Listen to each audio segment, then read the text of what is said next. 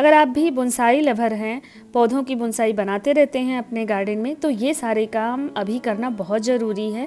अगस्त के महीने में आप ये सारे काम ज़रूर निपटा लें अपने बोनसाई प्लांट्स के साथ। चलिए आगे वीडियो में आपके साथ शेयर करूँगी कि बोनसाई के साथ अभी आपको क्या क्या करना है, जिससे कि आने वाले समय में आपका जो बोनसाई प्लांट है वो बहुत ही खूबसूरत होगा। बोनसाई प्लांट जो होते हैं वो बड़े पौधे का छोटा रूप होते हैं।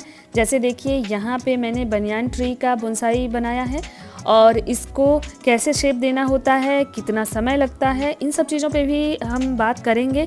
साथ ही इनकी केयर कैसे करना है, मॉनसून में हमें अभी क्या करना है। तो पहले तो इनकी ट्रिमिंग करना है। आप देख सकते हैं मैंने अपने कुछ पौधों की ट्रिमिंग की हुई है।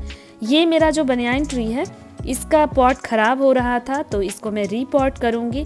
साथ ही ये टाइम है कंपोस्टिंग का, तो कौन सा कंपोस्ट हमें देना है अपने बोनसाई प्लांट्स में और क्या क्या करना है सब कुछ शेयर करेंगे। तो हेलो दोस्तों, कैसे हैं आप सभी? उम्मीद करती हूँ आप सभी बहुत अच्छे होंगे, गार्डनिंग करके बहुत ही खुश होंगे। अगर चैनल पे पहली बार आए हैं तो सब्सक्राइब कर लीजिएगा, क्योंकि गार्डनिंग रिलेटेड जो भी टिप्स हैं मैं लेकर के आती रहती हूँ। वीडियो को लाइक ज़रूर करिएगा, अगर इन्फॉर्मेटिव लगे तो अपने दोस्तों में शेयर करिएगा जिनको गार्डनिंग पसंद है। तो सबसे जो पहला काम है जो आपको अपने सभी बोनसाई पौधों में करना है वो है उनकी हार्ड प्रूनिंग करना। हार्ड प्रूनिंग करना बहुत ज़रूरी होता है बोनसाई के पौधों में, क्योंकि अगर आप किसी पौधे को बोनसाई बना रहे हैं तो उसकी जब हम हार्ड प्रूनिंग करते हैं तो जो हमारा प्लांट है ना वो अपनी स्टेम पे काम करता है और थोड़ी एनर्जी तो वो पत्तियों को निकालने में लगाएगा धीरे धीरे करके। लेकिन इस बीच में जब हम कंपोस्टिंग करते हैं ट्रिमिंग करने के बाद, तो हमारे पौधे की जो स्टेम होती है जिसको हम बोनसाई लुक दे रहे होते हैं, तो वो अच्छा शेप लेना शुरू करता है और ये बहुत ही इम्पॉर्टेंट होता है। बोनसाई के पौधों की कोशिश करिए कि साल में 3 से 4 बार ट्रिमिंग ज़रूर करिए इस तरह से। तो देखिए ये मेरा पीपल ट्री है, इसके अलावा बनियान ट्री है। बहुत सारे पौधों की मैं बोनसाई वैसे बनाती रहती हूँ। फ्लावरिंग प्लांट्स की भी मैं बोनसाई बना रही हूँ, जिसमें मैंने आपके साथ शेयर किया था विंका की और गुड़हल यानी हिबिस्कस की। इन सब पौधों की भी बोनसाई बहुत अच्छी बनती है। अगर आपको भी बोनसाई प्लांट्स पसंद हैं और आपको किसी पर्टिकुलर प्लांट पे इंफॉर्मेशन चाहिए कि कैसे उसकी बोनसाई बना सकते हैं, तो आप कमेंट करिएगा, मैं उस प्लांट पे वीडियो बना दूंगी और आपको सारी इन्फॉर्मेशन उसके थ्रू मिल जाएंगी।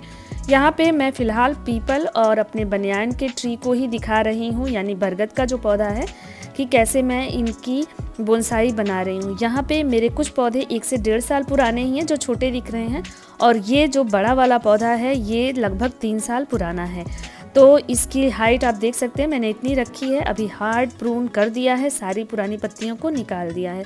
1 से 1.5 महीने में इनमें नई नई पत्तियां आ जाएंगी जो कि बहुत ही सुंदर लुक देती हैं। किसी भी बोनसाई प्लांट में ट्रिम करते रहिए तो उसमें छोटी छोटी नई पत्तियां आती हैं जो उसकी खूबसूरती को बढ़ाती हैं। ये बहुत ही इम्पॉर्टेंट स्टेप होता है बोनसाई के लिए, इसलिए साल में 3 से 4 बार मैं ट्रिमिंग करती हूँ। जैसे फरवरी अप्रैल में 2 बार, फिर जुलाई अगस्त में कर देते हैं और 1 बार जो है अक्टूबर के स्टार्टिंग में भी कर देते हैं। तो इस तरह क्या है ना, पौधा जो है वो अपनी रूट्स पे और अपने स्टेम पे वर्क करता है, एक बढ़िया शेप में आता है और जिससे हमारे बोनसाई का बहुत ही अच्छा लुक आता है। तो चलिए पहले रिपोर्ट कर लेते हैं। इस टाइम में आप अपने बोनसाई को रिपोर्ट कर सकते हैं एक अच्छे कंपोस्ट वाली सॉइल में। तो ये जो पॉट है देखिए काफ़ी ख़राब हो गया है, तो इस पौधे को मैंने पहले ट्रिम कर दिया है और इसकी जड़ें देखिए कितनी सुंदर हो रही हैं। तो जब आप ट्रिम करते रहेंगे ना तो रूट्स भी बहुत सुंदर हो जाती हैं इनकी।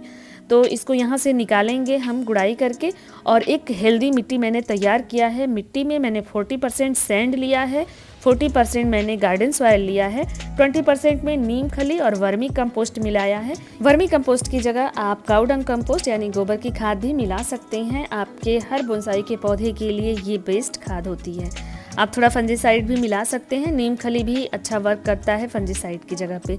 तो मैं हमेशा नीम खली का इस्तेमाल करती हूँ, क्योंकि नीम खली में बहुत सारा नाइट्रोजन भी मिल जाता है पौधों को। तो ये सारे जो भी कंपोस्ट मैंने बताया सभी नाइट्रोजन रिच होते हैं और आपकी बोनसाई प्लांट के लिए अच्छे होते हैं।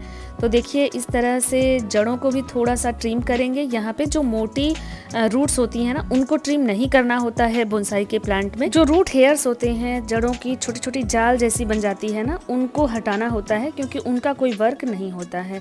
मोटी जड़ों को हम बाहर करके के रखते हैं, जिससे कि बोनसाई के पौधे की अच्छी लुक आती है जब जड़ें बाहर रहती हैं तो, ख़ास करके बनियान में और पीपल ट्री में। तो देखिए इस तरह की जड़ें कितनी सुंदर लग रही हैं। तो मैंने जितने भी रूट हेयर्स थे उनको ट्रिम कर दिया है। पूरे पौधे को हम इस टाइम में इस तरह से ट्रिमिंग कर सकते हैं, हार्ड प्रूनिंग कर सकते हैं, क्योंकि ये समय ऐसा है कि इस टाइम में पौधा शॉक में भी नहीं जाता है और 20-25 दिनों में इसमें जड़ें भी अच्छे से डेवलप होने लगती हैं और पत्तियां भी आने लगती हैं। सॉइल मिक्स मैंने जैसे बताया है वैसे ही मैंने तैयार किया है। तो बस दूसरे पॉट में इस पौधे को रिपॉट करेंगे।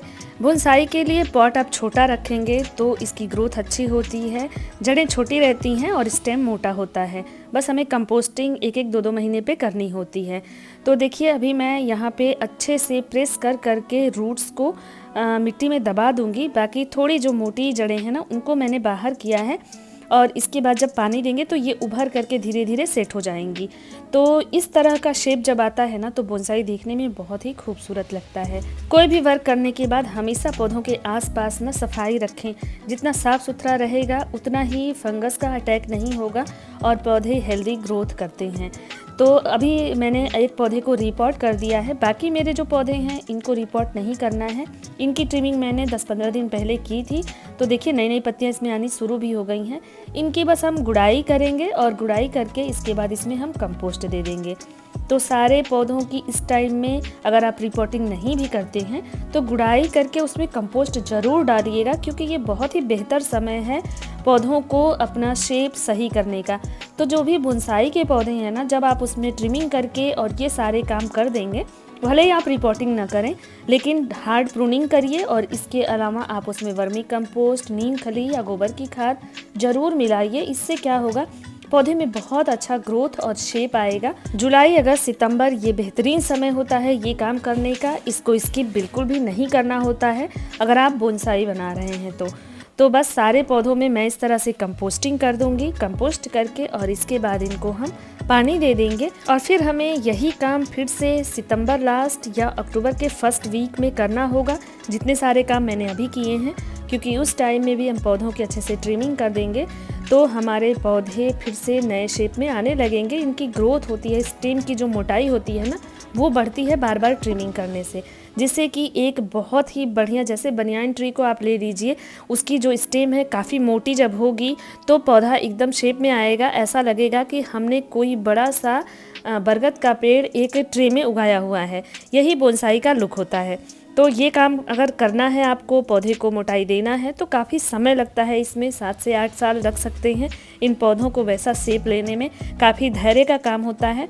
तो बस इस तरह से खूब अच्छे से पानी दे दीजिए, पौधों को अरेंज कर दीजिए और फिर इनकी खूबसूरती देखते ही बनती है। तो ये सारे काम फटाफट से निपटा लीजिए। अगर आप भी पौधों की बोनसाई बना रहे हैं तो मैं कोशिश करूंगी कि स्टेप बाय स्टेप इन्फॉर्मेशन भी आपके साथ बोनसाई के बारे में शेयर करूं। अगर आपको ज़रूरत है तो कमेंट भी करिएगा। आगे के आने वाले वीडियो में हो सकता है आपको ये देखने को मिले।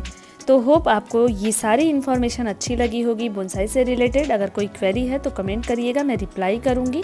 और अगर वीडियो इन्फॉर्मेटिव लगा है तो लाइक ज़रूर करिएगा, चैनल को सब्सक्राइब करिएगा, अपने दोस्तों में शेयर करिएगा जिनको गार्डनिंग पसंद है, ताकि उनको भी गार्डनिंग से रिलेटेड टिप्स और ट्रिक्स मिलते रहें। तो इस तरह से देखिए मेरे सारे बोनसाई के पौधे तैयार हो चुके हैं और ये कैसे लग रहे हैं कमेंट करके ज़रूर बताइएगा। फिर एक नए इन्फॉर्मेशन के साथ बहुत जल्द ही मिलेंगे। तब तक के लिए थैंक यू, बाय बाय।